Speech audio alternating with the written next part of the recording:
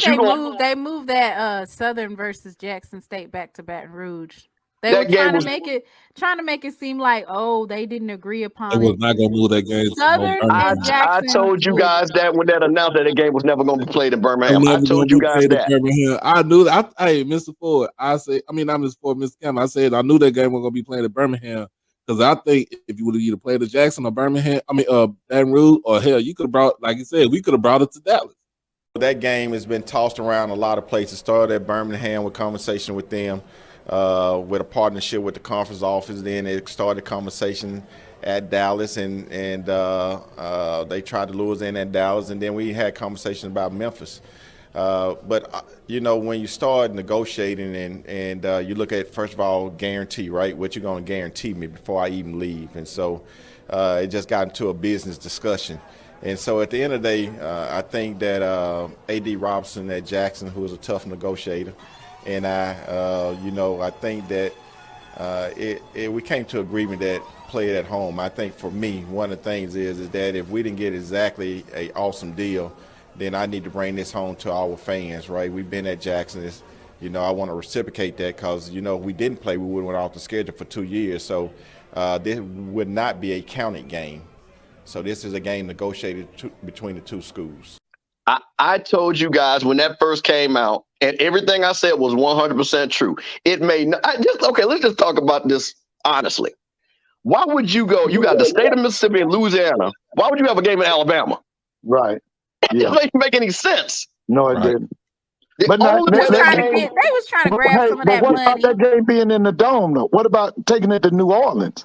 Well, that would have made sense. And they played that game in New Orleans before. But again, they've played that game in New Orleans before. But here's the thing. Like with anything, I'm still going to do the math. Why am I going to New Orleans if the money doesn't add right? When I'm going to, I'll give you a perfect example, Mr. Ford, and I know Timon and them remember this. Maybe when y'all were in school. You guys remember when they had the Boombox Classic? Jackson State said, yeah, we don't even have to go to Southern. Southern said, no problem. We'll come to Jackson 3 straight years. And it was a classic in Jackson.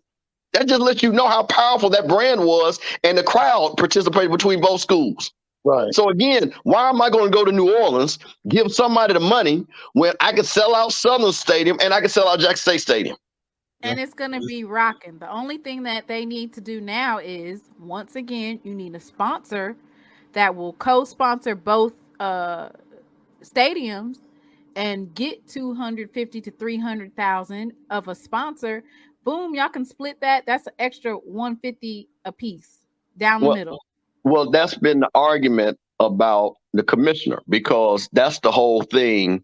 What my thing is, one of your major things in these type of games, when this whole thing came out, so you said you got sponsored to come to Birmingham. I would ask the same question, because you're going to get money from Pepsi or whoever. They got bottlers in Louisiana. That's who sponsors to puts up the money, the bottlers. The local region puts that money up. You could have did that same and say, hey, Jackson bottler, we want you to sponsor on this side. Baton Rouge bottler, New Orleans bottler, we want you to sponsor on that side. Because you want that game to be played, and you see they worked it out. You see it worked it out. The other sponsors dropped out, but you saw that they thought it was a Deion. I'm sorry, it was predicated around Deion Sanders. And I think that the sponsors, whoever it was that decided to drop out, they kind of missed the mark, because the Boombox Classic is and always has been in the vet, 50,000 in the stadium, 10 to 15 tailgating. And when you go to Southern, it's at capacity, so 28,500, and then you're gonna have 5 to 10 outside tailgating. It's always been like that. So I think that the sponsors missed the mark on that one. So this is why Timon is very smart. Now, let me piggyback on that. And this is the failure of the commissioner. The commissioner, Deion was great, but the commissioner's role is to sell the conference. Okay? To sell the conference. Right. That's right. When you see the SEC commissioner, as great as Nick Saban is, you want me to tell you what he's selling? Georgia and Auburn, Alabama, Tennessee. I am going to sell the brand. That's what they sell, the brand. As great as Nick Saban is, it's still the Alabama brand that he's going to sell first. Right. And that is the mistake that the commissioner has not done, is that you sell these brands. Jackson State has a history. Southern has a history. FAMU has a history. And again, you don't need to have 8 million people for a sponsor to be interested in. What you have to be is a sponsor interested on sale. Because why do you think State Farm sponsors all this black stuff and best basketball? Because you know why? Black people over-index on insurance. Because you know what? State Farm can overcharge black people. Yeah. So that's why they sponsor it. Right. They make more money because off of black people than they do off of white people. It's a reason why McDonald's ass is always around whenever we need some money. Look at what Home Depot has done, has taken the whole HBCU database with that move to school, and they give us $100,000. Do y'all realize Home Depot has the entire smartest black database in the world? And you get geo-targeted. And you know what Home Depot does? They sell that database. Sell it to everybody else. And we are fool to say, and we fall for that foolishness every year. Yep. At least make them pay for it. Like T-Mobile. Hey T-Mobile, can you sponsor our tailgate and sponsor the game for the the Boombox Classic? And you know what? Why don't y'all bring y'all Wi-Fi over here for the games, for our home games, for our 4 home games that we have? Why don't you sponsor them and bring Wi-Fi to the stadium? I mean, there's so many different things we could do. The black HBCU alumni fan base is the richest, and I'm talking about far as buying power, than any base in the United States. Because it's very easy, because we only buy a few things. But when we buy a few things, we buy a lot of it. Mm-hmm. And we're the biggest consumers in America, aren't we?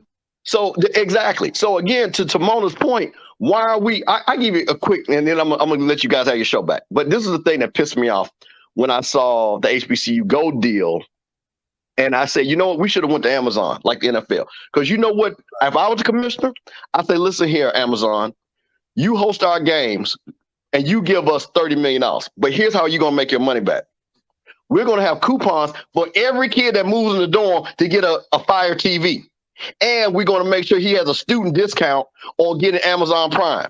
And then everybody that comes into those stadiums, we're going to give them a coupon too for those TVs. They would have made $30 million just off of one football season. Hey, thank you for tuning in to She Loves Thee. So what did you think? Too much? Not enough? Need more facts? What other topics do you think I should cover? Comment below and don't forget to like and subscribe. Yeah.